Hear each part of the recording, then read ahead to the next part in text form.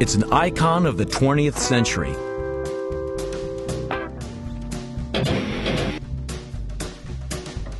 Sleek curves, sexy, and loud.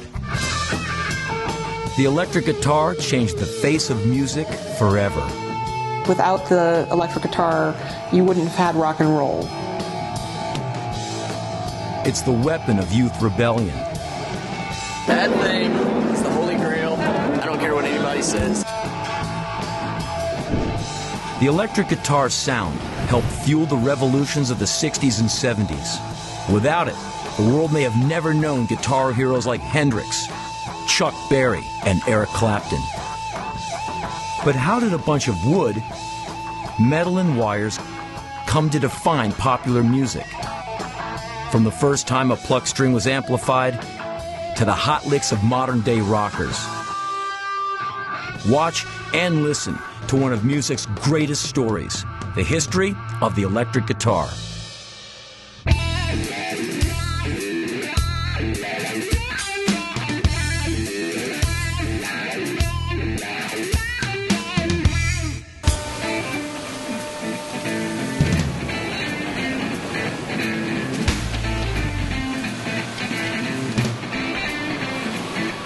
The electric guitar's evolution is a rich story of invention, people, and music. Come along on a rip-roaring journey as Smithsonian experts uncover the stories behind the birth of the electric guitar. Famed guitar maker Paul Reed Smith rebuilds history. Oh, it works! It works. Guitar player historian Richie Fliegler demonstrates some unintended outcomes.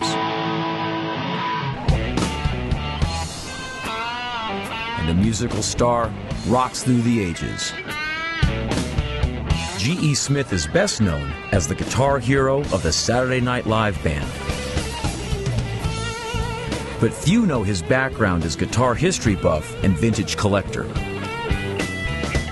G.E. often plays gigs in this downtown New York City club, but today he's come for a special performance. Along with musician friend Kobe O'Brien, G.E. will be playing through the history of the electric guitar, one instrument at a time. 1, 2, 3. The story begins with the acoustic guitar. The instrument has its beginnings in Spain over 500 years ago.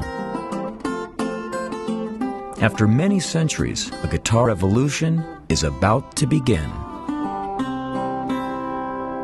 These are guitars from the late 20s, early 30s. This is as loud as the acoustic guitar ever got. At the time, America swings to the loud, brassy tunes of the big bands.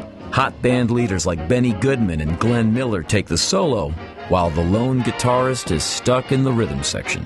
You couldn't hear the guitar players. They were chopping, chopping, chopping away at the guitars, kind of like this. A 1, 2, 3, 4.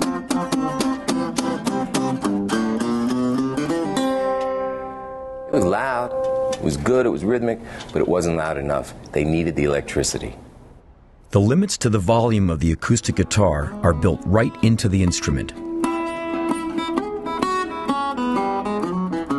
6 strings stretched across an open chamber vibrate when struck. This sets the top moving, amplifying the vibrations, turning the guitar into a pump or speaker cabinet that pushes sound waves through the sound hole. A 1, 2, 3, 4. The acoustic may be losing the volume war to the big bands, but these soloists better enjoy center stage now. The guitarist is about to plug in. In the 1920s, inventors, inspired by the marriage of electricity and mass production, eventually create an explosion in new electronic products. Anything seems possible. But don't let anyone ever tell you that the day of miracles is past. Fascinating problems are all around us, just waiting to be solved. Professor Tom Wheeler is the former editor-in-chief of Guitar Player magazine and author of several books on guitars and amplifiers. people sitting around saying, what if? What's the coolest possible thing? What if we took this and we wired it up to that? Is it going to blow up? Is it going to work? Is it going to be great? So you have this wonderful sense of experimentation, and there was something profoundly optimistic about it all. Monica Smith is a project historian for the Smithsonian's Lemelson Center for the Study of Invention and Innovation. I think the interesting part about invention is how quirky it often is, and that the people who get started in invention usually aren't thinking long-term about some product on the market. Inventors don't have to look hard to find the tools to electrify the guitar. They begin by trial and error, tinkering with the electronics at their fingertips. Paul Reed Smith is a current-day inventor and guitar builder. He is the third largest manufacturer of electric guitars in America. This is the technology of the day. You've got early phonograph, you've got handmade radios that turned into real radios, that turned into microphones to feed the radios, that turned into sub-movies. You've got headphones and speakers on your ears. Basically, this is the technology of the day that they had to start with to make the electric guitar.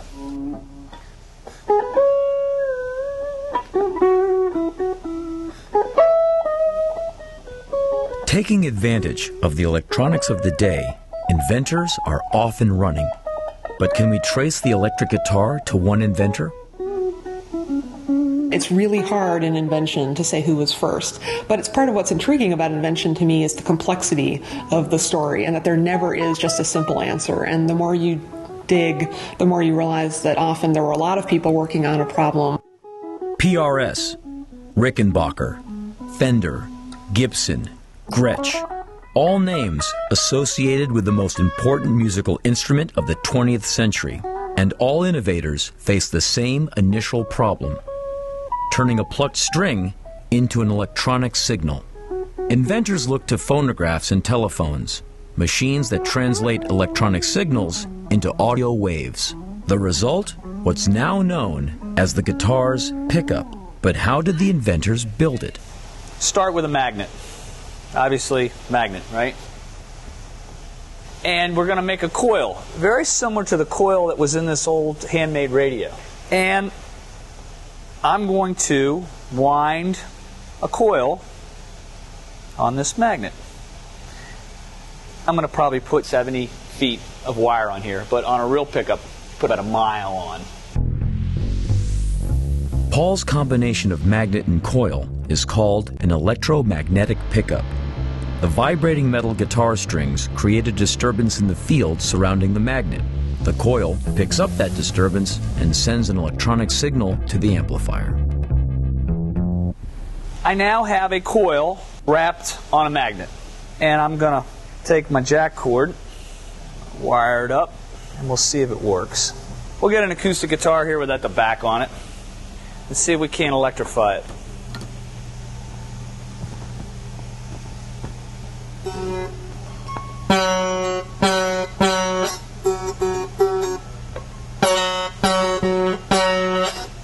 Bingo, it works. So, this is about 70 feet of wire, right? So let's put a mile of wire on. A lot more turns, you can get a lot more current out of it, right?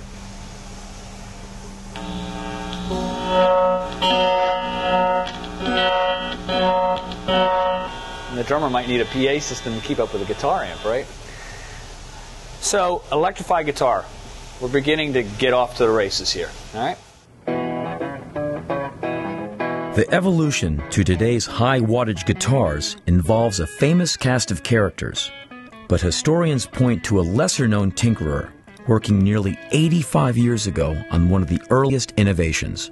In 1919, Gibson hires famous instrument designer Lloyd Loar to design a new line of banjos and mandolins.